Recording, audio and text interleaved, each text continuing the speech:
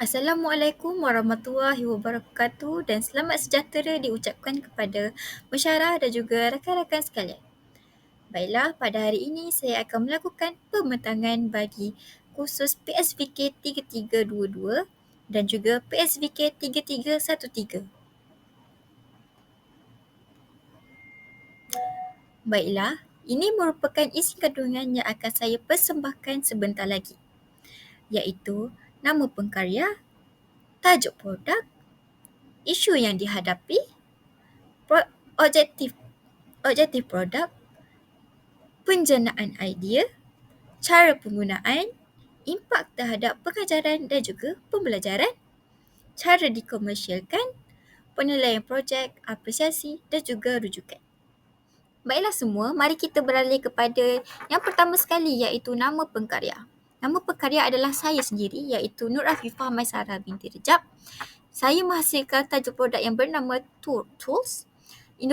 Isu yang dihadapi ialah produk inovasi Turtus ini menampilkan inovasi kipas yang berbentuk penyu dan menarik dari segi bentuk serta mempunyai dua fungsi utama. Antaranya ialah kipas ini direka bagi mengeringkan berus lukisan dengan berkesan. Ini bertujuan untuk memudahkan pengguna atau murid untuk menyiapkan sesuatu karya dengan cepat. Selain itu, ia juga berfungsi untuk penyejuk udara yang memberikan keselesaan kepada murid terutama sekali dalam cuaca yang panas. Seterusnya, masalah utama bagi murid di sekolah ialah bulu berus lukisan yang mudah rosak ataupun gugur.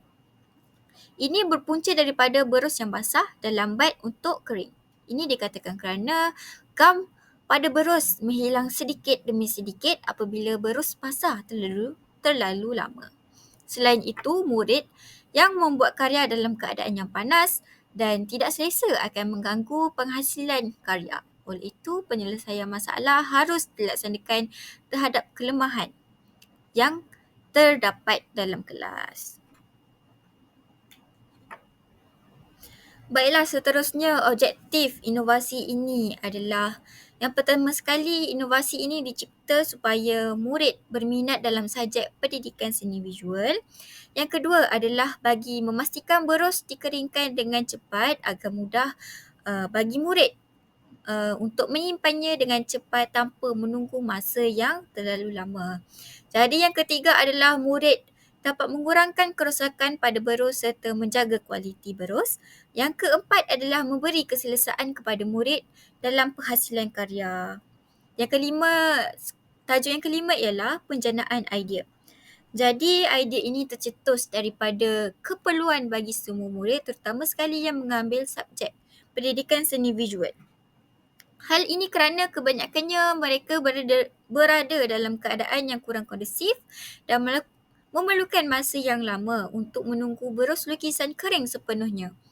Dengan adanya kipas berguna ini, membolehkan masalah tersebut dapat diselesaikan secara serentak. Sekarang saya akan menunjukkan cara penggunaan produk Tutus ini. Jadi cara menggunakan produk ini adalah sangat senang. Iaitu yang pertama sekali kita perlulah hidupkan kipas. Iaitu dengan memasukkan kepala charger ini di soket-soket yang berhampiran. Seperti di sini. Jadi yang pertama sekali kita perlu menghidupkan soket dan juga kita perlu menekan butang merah ini. Ya, di sini terdapat 3 mod kelajuan. 1, 2 dan juga 3. Jadi murid boleh memilih mana-mana kelajuan mengikut kesesuaian.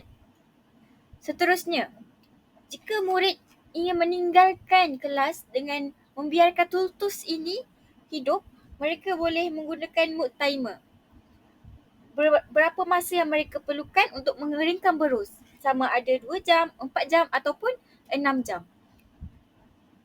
Seterusnya, murid juga boleh memasukkan berus-berus lukisan yang basah ke dalam lubang pertama, lubang kedua dan juga lubang ketiga yang terdapat pada tangan penyu. Yang langkah terakhir yang murid boleh lakukan ialah menunggu berus lukisannya kering sepenuhnya.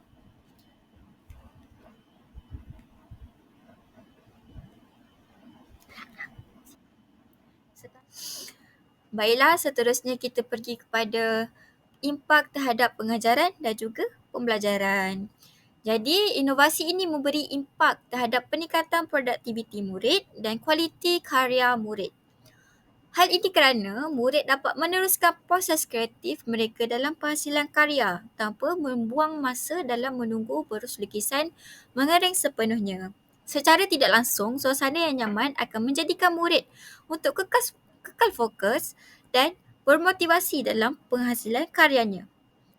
Seterusnya, cara dikomersialkan. Baiklah, produk ini sebenarnya belum dikomersialkan atau diperluaskan.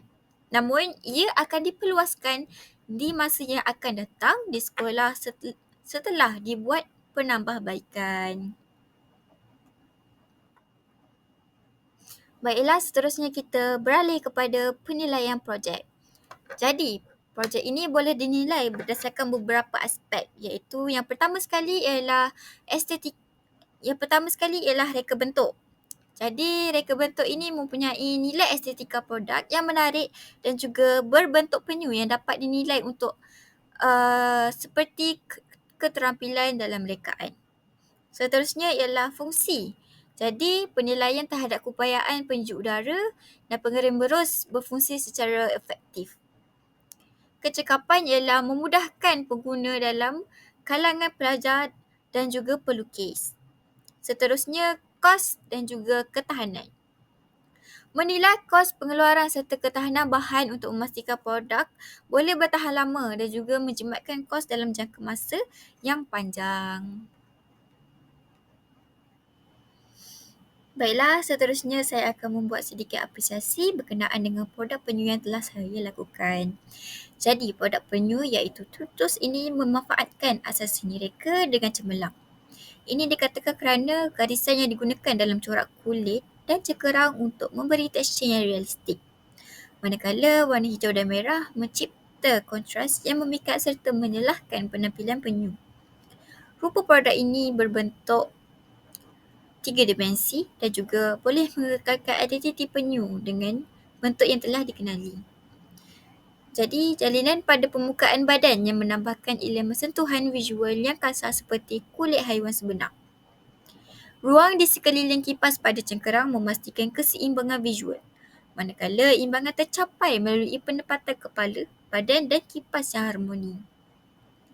Daripada harmoni pula, kita dapat lihat daripada gabungan elemen semula jadi dan mekanikal memberi kesatuan pada reka bentuk. Sementara kontra antara unsur haiwan dan juga mesin menambah daya tarikan visual.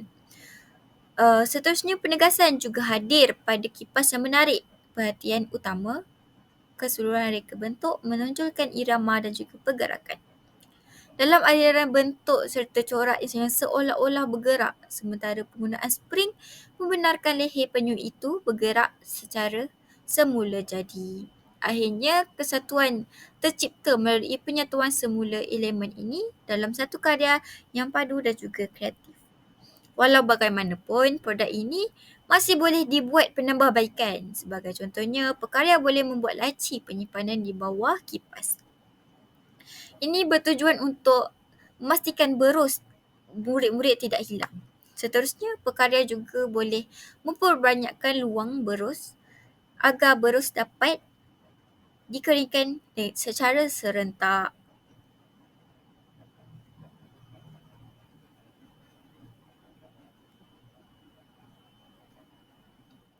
Baiklah, yang terakhir ialah rujukan.